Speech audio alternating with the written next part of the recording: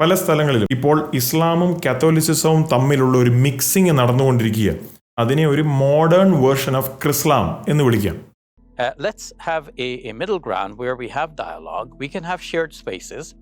In the North American situation, many Muslim Friday prayers, because of the large gathering, are held in churches for the lack of other suitable spaces. You see, Bible വിശ്വസിക്കുന്ന ഒരു യഥാർത്ഥ വിശ്വാസിയെ സംബന്ധിച്ചിടത്തോളം നാം എന്ത് വിശ്വസിക്കുന്നു എന്നുള്ളത് സ്നേഹത്തിൽ മറ്റുള്ളവരോട് പറഞ്ഞു കൊടുക്കാം. അവർക്ക് സ്വീകരിക്കണോ വേണ്ടയോ എന്നുള്ളത് അവരുടെ സ്വാതന്ത്ര്യമാണ്. പക്ഷെ സ്നേഹത്തിൽ പറഞ്ഞു കൊടുക്കാം. പക്ഷേ ബൈബിളിന് വിരുദ്ധമായിട്ടുള്ള കാര്യങ്ങളെ നമ്മൾ കൂട്ടിക്കൊഴിച്ച് അങ്ങനെയുള്ള വിശ്വാസങ്ങളെയും നാം സ്വീകരിക്കുന്ന ഒരു കാര്യം, അത് ബൈബിൾ സംബന്ധിച്ചിടത്തോളം തെറ്റാണ്.